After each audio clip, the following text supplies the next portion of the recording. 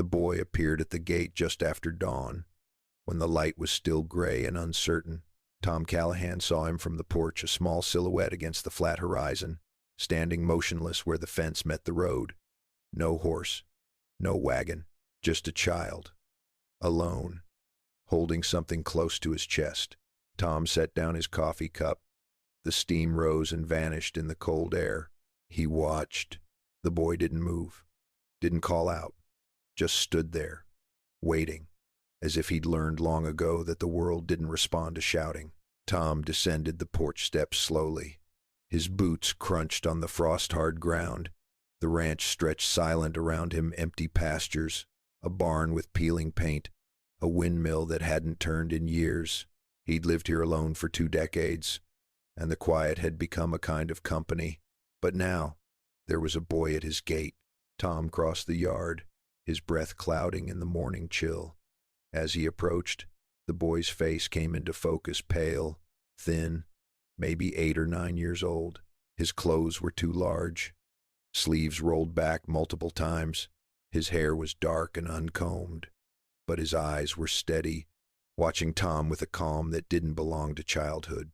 Tom stopped on his side of the fence. "You lost?" he asked.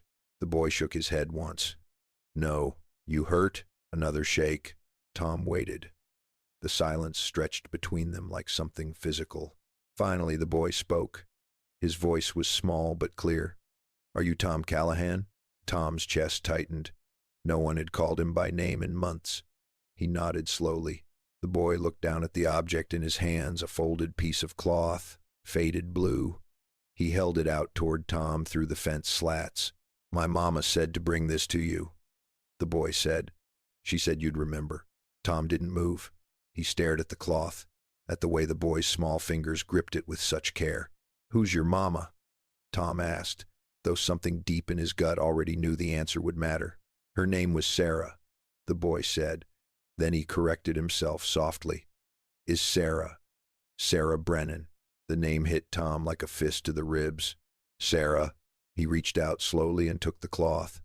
His hands trembled as he unfolded it.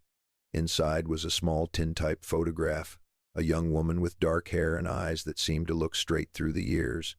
Beside her stood a younger Tom Callahan, barely more than a boy himself, his arm around her shoulders. Tom's throat closed. "She said."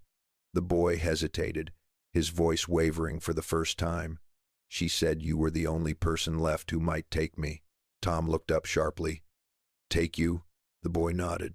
His calm cracked just slightly, a flash of fear beneath. "She died 3 days ago. Fever. There was nobody else." He paused, swallowed.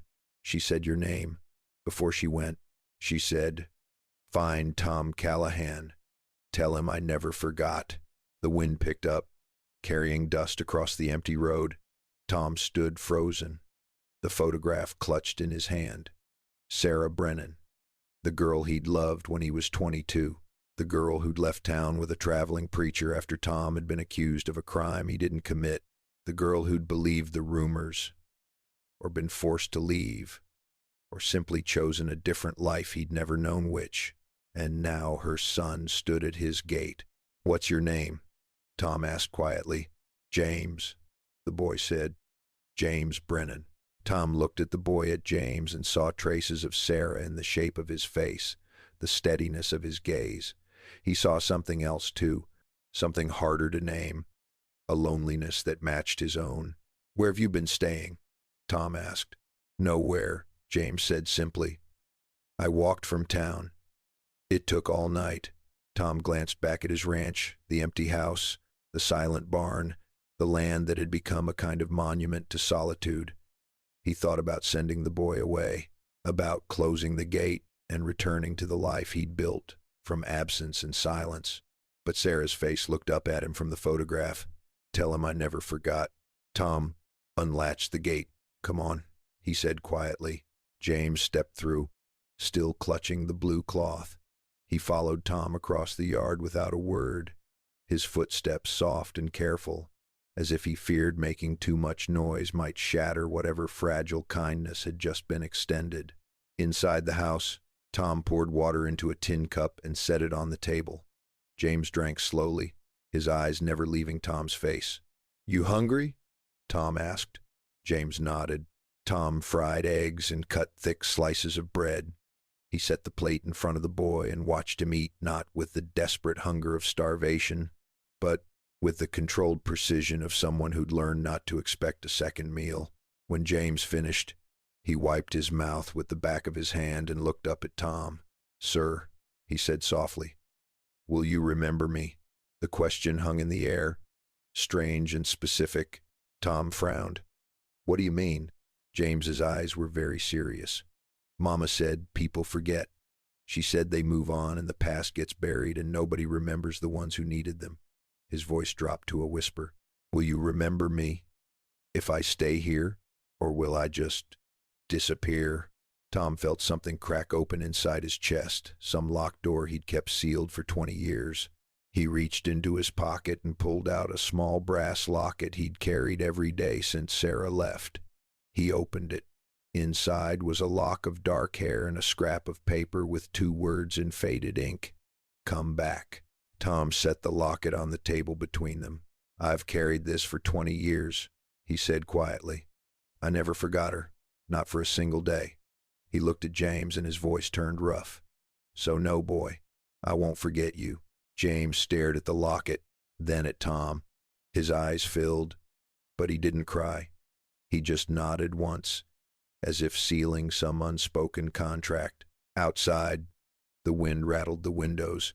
The sun climbed higher, burning off the gray morning. And inside the house, 2 people who'd been alone learned how to sit in the same room. Tom gave James the small room at the end of the hall, the one he'd kept closed for years. It had been a guest room once, back when the ranch still hosted visitors. Now the bed was stripped bare and dust covered the windowsill. James stood in the doorway, looking in. "It's all right," Tom said. "I'll fetch blankets. I can sleep anywhere," James said quickly. "The floor's fine. I don't need—" "You'll sleep in a bed," Tom interrupted, his tone firm but not unkind. "Long as you're under this roof." James nodded and stepped inside. He set his small bundle of belongings, the blue cloth, a spare shirt, and a wooden horse, no bigger than his palm, on the dresser with great care. Tom brought sheets and a heavy quilt. Together, they made the bed in silence. When it was done, James ran his hand across the quilt, smoothing out an invisible wrinkle. "Thank you," he said. Tom grunted and turned to leave, but James spoke again. "Sir." Tom paused in the doorway. "Why did you open the gate?" James asked. "Mama said most people wouldn't. She said the world's too hard for kindness anymore." Tom considered the question. He thought about the years he'd spent alone, the bitterness he'd carried, the way he'd convinced himself that isolation was safer than connection. "I don't know," he said finally. "Maybe I'm just tired of being hard." He left James to settle in. By midday, Tom was in the barn, mending a broken harness. James appeared in the doorway, outlined by the bright rectangle of sunlight. "Can I help?" the boy asked. Tom glanced up. "You ever worked leather?" "No, sir." "Then watch. Maybe you'll learn something." James came closer and sat on an overturned crate, his eyes tracking every movement of Tom's hands. Tom explained the process as he worked, not because the boy had asked, but because the silence felt suddenly too heavy. "My daddy taught me this," Tom said, threading a needle. "Said a man who can't mend his own gear isn't worth much in open country." "Where's your daddy now?" James asked. "Dead. 23 years gone." "I'm sorry." Tom shrugged. "That's the way of things." They worked in quiet for a while. Then James spoke again, softer now. "Did you love my mama?" Tom's hands stilled. He didn't look up. "I did," he said. "Why didn't you marry her?" Tom set down the leather and finally met the boy's gaze. "There was trouble. A man got killed in town, shot outside the saloon. Some folks said I did it. There was no proof, but talk spreads faster than truth." He paused. "Your mama's family didn't want her tied to a man accused of murder. They sent her away with a preacher heading east. I never saw her again." James absorbed this without expression. Then he asked, "Did you kill that man?" No. Did they ever find out who did? No, Tom said. Nobody cared enough to look once I left town. James nodded slowly, as if this confirmed something he already understood about the world. Mama never talked about you, James said, but she had your photograph. She kept it under her pillow. I found it after he trailed off. She said your name at the end. That's how I knew. Tom's throat tightened. He picked up the harness again and resumed his work, his movements slower now. She did right, telling you to come here, Tom said quietly. You'll be safe. For how long? James asked. Tom looked at him sharply. What do you mean? How long before you get tired of me? James's voice was steady, but his eyes betrayed the fear beneath. How long before I'm a burden? Tom set down his tools and stood. He crossed to where James sat and crouched down so they were eye to eye. Listen to me, Tom said. I don't know what you've been through. I don't know who made you think you're something people get tired of. But you're here now, and I'm not the kind of man who goes back on his word. He placed a hand on the boy's thin shoulder. You stay as long as you need. Understood? James searched Tom's face, looking for the lie, the crack in the promise. He didn't find one. Yes, sir, he whispered. That evening, Tom cooked supper stew from yesterday's beef and the last of the potatoes. They ate at the small kitchen table, the lamplight casting their shadows long against the walls. Town's gonna talk, Tom said, breaking the silence. James looked up from his bowl. They'll wonder where you came from, Tom continued. They'll ask questions. What will you tell them? The truth, Tom said, that you're Sarah Brennan's boy, that she passed and asked me to take you in. James frowned. Will they let you keep me? Tom's jaw tightened. You're not a horse boy. Nobody's got a say in it but you and me. But even as he spoke, Tom knew it wasn't that simple. There were people in town with long memories, people who'd never believed his innocence, people who'd see the boy as an inconvenience or a target. There's a woman, Tom said slowly. Mrs. Hadley. She runs the orphanage over in Ashford. If word gets out you're here alone with me, she might come asking questions, might say a boy belongs in a proper home.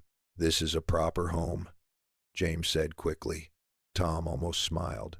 Maybe it is, but they won't see it that way. James set down his spoon. His face was very pale. Will you fight for me? The question was so direct, so raw, that Tom felt it like a punch. Yes, he said. I will. I will. James nodded and returned to his stew, but Tom could see the boy's hands trembling slightly around the spoon.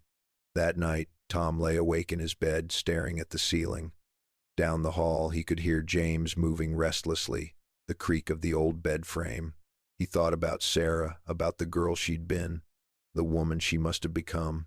He thought about the years of silence between them, the life she'd lived without him, and he thought about the boy sleeping down the hall, the boy who'd walked through the night to find a stranger because his mother's dying words had pointed him here. Tom reached under his pillow and pulled out the locket. He opened it in the darkness, though he couldn't see the lock of hair or the faded words. Come back, she had. Not in the way he'd imagined, but she'd come back. And Tom Callahan, who'd spent 20 years learning how to be alone, would have to remember how to be something else. The riders came on the third day. Tom was splitting wood behind the barn when he heard the hoofbeats, slow and deliberate, the sound of men who weren't in a hurry because they didn't need to be. He set down the axe and walked around to the front of the house. James was on the porch, sweeping dust from the boards. The boy stopped when he saw Tom's face. Go inside, Tom said quietly. What is it? Just go. James disappeared through the door. Tom moved to the porch steps and waited. 4 horses appeared on the road, their riders silhouetted against the midday sun. They stopped at the gate. The man in front dismounted, first tall, broad-shouldered, wearing a marshal's badge that caught the light.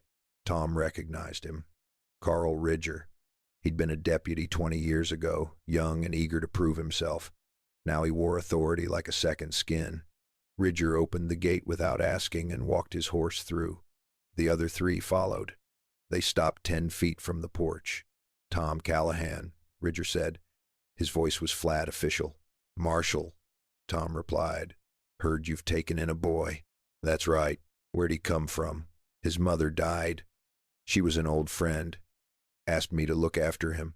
Ridger tilted his head slightly. Old friend have a name? Sarah Brennan. One of the other riders, a thin man with a scar across his cheek, leaned forward in his saddle. Sarah Brennan? The one who left town with that preacher? The same, Tom said. Ridger's eyes narrowed. Funny. Nobody in town knew she'd passed. Nobody knew about a boy. Maybe nobody was paying attention, Tom said evenly. The marshal studied him for a long moment. Then he glanced at the house. Boy inside. He is. I'd like to speak with him. Why? Because there's questions that need answering, Ridger said. There's been talk, Tom. People wonder if this boy's yours. If maybe you've been hiding something all these years. Tom's hands curled into fists at his sides, but his voice stayed calm. I've got nothing to hide. The boy's mother died. She sent him here. That's all there is. Then let me see him. Ridger pressed. Let me hear it from his mouth. Tom hesitated. Then he turned and called over his shoulder. James, come out here. The door opened slowly. James stepped onto the porch, his face pale but composed. He looked at the riders without flinching. Ridger dismounted and walked closer, stopping at the base of the porch steps. He looked up at the boy. What's your name, son? James Brennan. Where's your mama? Dead, sir. Fever took her. Where'd you live before you came here? With Mama. We moved around. Last place was Carver's Creek. Ridger nodded slowly. And she told you to come here? To Tom Callahan? Yes, sir. Why him? James glanced at Tom, then back at the marshal. She said he was a good man. She said he'd remember her. The thin rider with the scar snorted. Good man? That's rich. Everybody knows Callahan's got blood on his hands. Tom's jaw tightened, but he said nothing. Ridger shot the rider a sharp look, then returned his attention to James. You sure this is what you want, boy? Living out here with a man you barely know? He's been kind to me, James said quietly. More than most. Ridger studied the boy's face, searching for something, fear perhaps, or dishonesty. He didn't find it. Finally, the marshal straightened and stepped back. All right, he said. For now. He looked at Tom. But I'll be keeping an eye on this situation, Callahan. If anything seems wrong, if the boy looks mistreated or scared, I'll be back.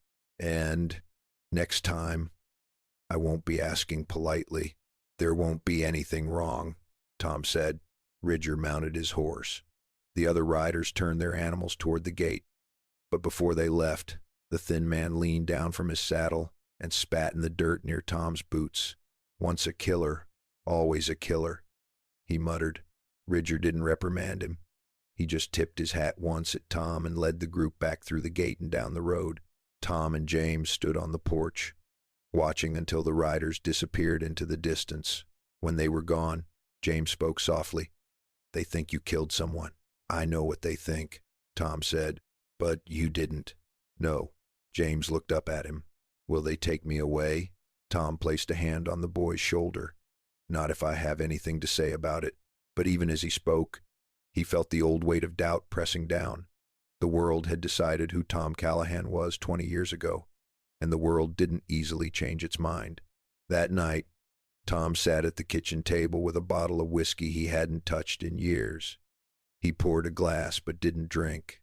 He just stared at the amber liquid, thinking about Carl Ridger's eyes, the way they'd assessed the boy like a problem to be solved. James appeared in the doorway, barefoot and wearing one of Tom's old shirts as a nightgown. Can't sleep? Tom asked. James shook his head and came to sit across from him. His eyes went to the whiskey bottle, but he said nothing. I'm not drinking it, Tom said, just looking at it. Why? Tom sighed. Because sometimes looking at something helps you decide what to do with it. James considered this. Then he asked, Are you scared? Tom met the boy's gaze. Yes. Of what? That I won't be enough, Tom admitted. That they'll find a reason to take you. That you'll end up in some orphanage or with people who don't care about you. James reached across the table and placed his small hand over Tom's rough, scarred one. "You're enough," James said simply. Tom's throat tightened. He turned his hand over and gripped the boy's fingers gently. "All right," he said. Outside, the wind rose, carrying with it the scent of distant rain. The house creaked and settled around them, and in the warm circle of lamplight, two people made a silent promise to stand together against whatever came next. The rain arrived the next morning, slow and steady, drumming on the roof and turning the yard to mud. Tom and James stayed inside, the day stretching long and quiet. Tom found an old deck of cards and taught James how to play poker. The boy learned quickly, his face serious as he studied his hand. "You're bluffing," James said, watching Tom's eyes. "How do you know? You get real still when you're lying." Tom smiled despite himself. "You're sharper than you look." They played until noon, then ate cold biscuits and ham. Afterward, Tom pulled down a wooden box from the top shelf of the closet. He set it on the table and opened it. Inside were pieces of his past, a faded ribbon, a ticket stub from a traveling show, a photograph of his parents standing in front of this very house when it was newly built, and at the bottom, wrapped in cloth, was a small leather journal. Tom lifted it out carefully. The cover was worn smooth from handling. "What is it?" James asked. "My mother's journal," Tom said. "She wrote in it every day. Thoughts, recipes, little stories." He opened it to a random page and read aloud. "Tom fell from the barn loft today. He claims he was flying. I told him boys aren't birds, but I don't think he believes me." James smiled a real smile, the first Tom had seen from him. Tom turned the pages slowly, reading bits and pieces aloud. Stories of the ranch in better days, of neighbors who'd since moved on or died, of seasons that came and went with their own rhythms. "She sounds kind," James said. "She was," Tom replied. "She died when I was 16. Influenza. My father never got over it. He followed her 2 years later." James was quiet for a moment. Then he said, "Mama used to sing to me. Old hymns, mostly. She had a pretty voice. Do you remember any of them?" James nodded. Softly, hesitantly, he began to hum a melody, slow and mournful, but achingly beautiful. Tom recognized it. "Come thou fount of every blessing." His mother had sung the same hymn while she worked in the kitchen. When James finished, the silence felt different, warmer, less empty. "Thank you," Tom said quietly. "For what?" "For sharing that." James looked down at his hands. "I'm afraid I'll forget her voice. It's already getting quieter in my head." Tom understood. He reached across the table and placed the journal in front of James. "Write about her," Tom said. "Write what you remember. Her voice, her stories, the way she laughed. Put it down so you won't lose it." "I'm not good at writing," James said. "Doesn't matter. It's not for anyone else. It's for you." James touched the journal carefully, as if it were something precious. "Are you sure?" "I'm sure." That afternoon, the rain eased to a drizzle. Tom went out to check on the animals while James stayed inside, sitting at the table with the journal open in front of him. Tom could see him through the window, the boy bent over the page, his tongue caught between his teeth in concentration. When Tom came back inside, James had written nearly a full page in careful, uneven script. "Can I read it?" Tom asked. James hesitated, then nodded. Tom picked up the journal. The handwriting was childish but deliberate. "Mama had brown eyes like warm wood. She said I looked like my father, but I don't remember him. Mama sang when she was happy and got real quiet when she was sad. She always smelled like bread even when we didn't have any. She called me her brave boy. I wasn't always brave, but I tried to be for her. She said Tom Callahan was someone good. She was right." Tom read the words twice. When he looked up, his eyes were damp. "She was right about you too," Tom said. "You are brave." James shook his head. "I'm scared all the time." "Being brave doesn't mean you're not scared," Tom said. "It means you keep going even when you are." James absorbed this. Then he asked, "Will you tell me about when you knew Mama?" Tom sat down and poured himself coffee. He thought back across the years to a time when the world had seemed full of possibility instead of loss. She worked at the general store. Tom began. She was 17. I was 22. I'd come in to buy nails, and she'd tease me about my dirty boots. Said I tracked half the ranch into her clean store. James smiled. We'd walk together after she finished work. Tom continued. Out past the old church, where the creek runs. She'd talk about leaving town someday, seeing the ocean. I told her I'd take her. He paused. I never got the chance. Do you hate her? James asked. For leaving?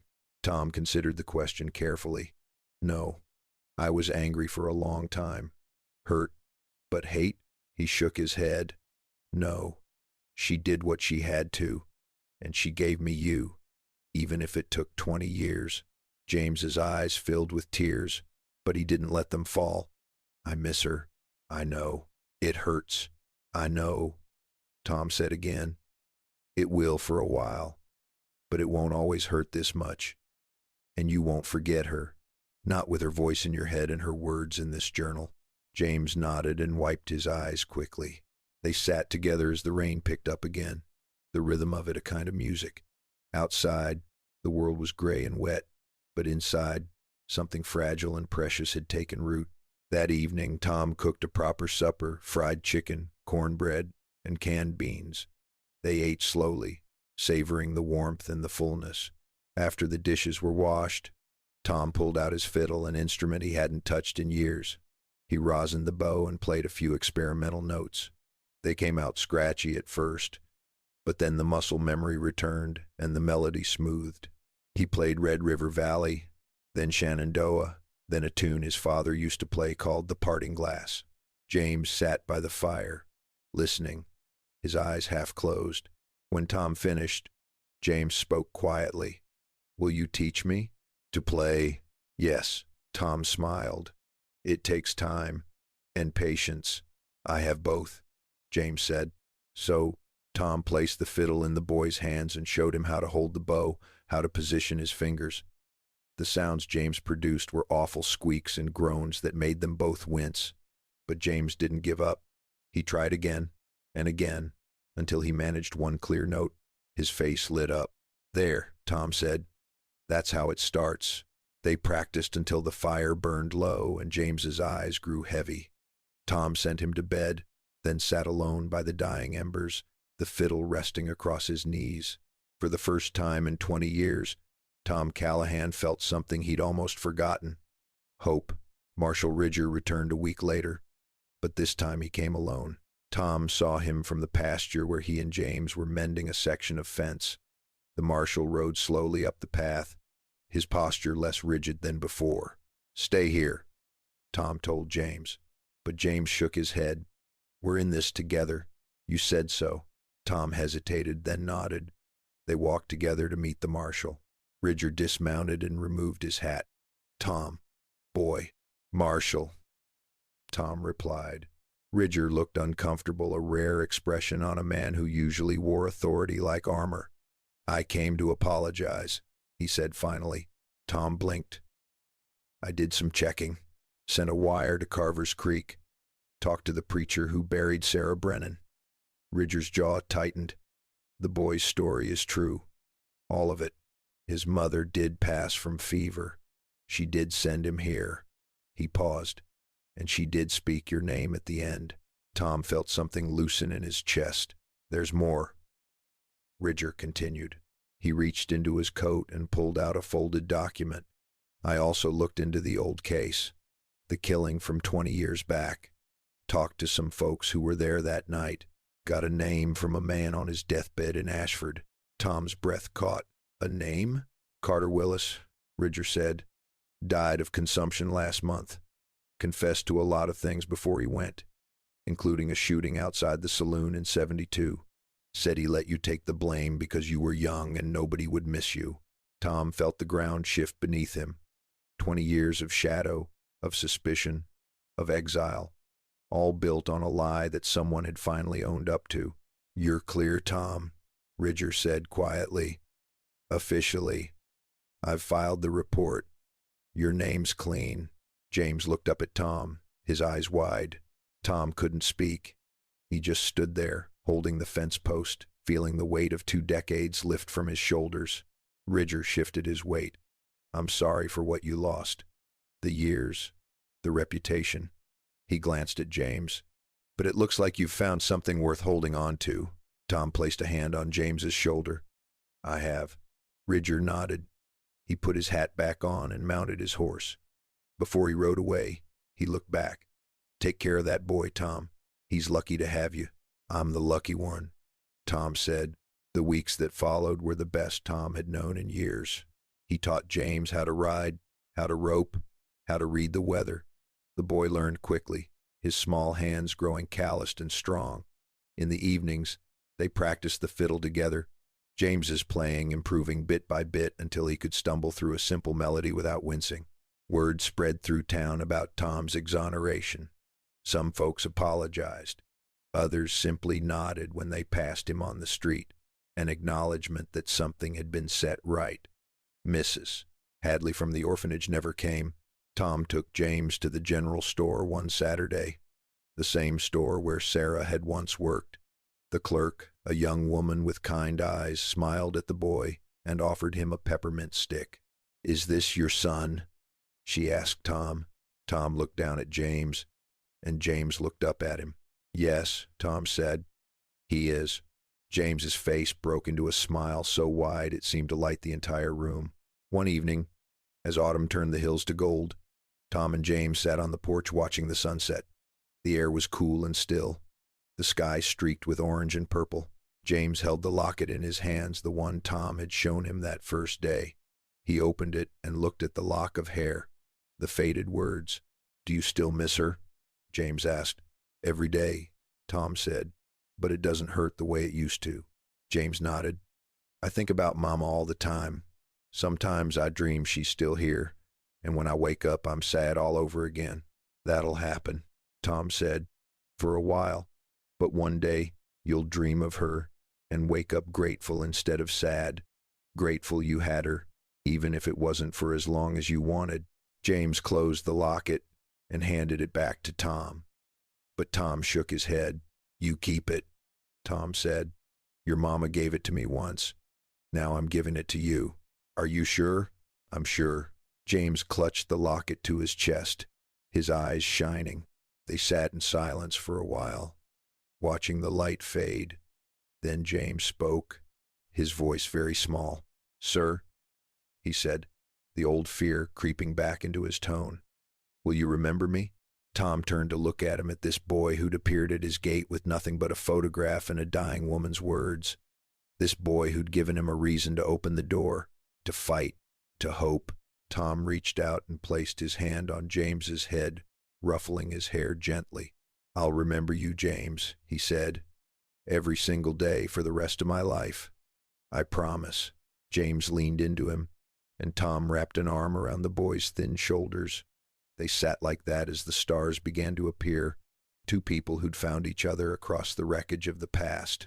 Years later, when James was grown and the ranch belonged to both of them in name and deed, people in town would still tell the story of the boy who walked through the night to find a stranger. They'd tell how Tom Callahan, the man once wrongly accused and exiled, had taken the boy in without hesitation, how he'd fought for him, protected him, raised him as his own. But what they didn't know, what only Tom and James would ever truly understand, was the way that gate had swung open not just for a child seeking shelter, but for a man who'd been waiting 20 years to finally come home to himself. The locket still hung on James's wall, a reminder of his mother's love and the promise that had shaped his life. You will not be forgotten.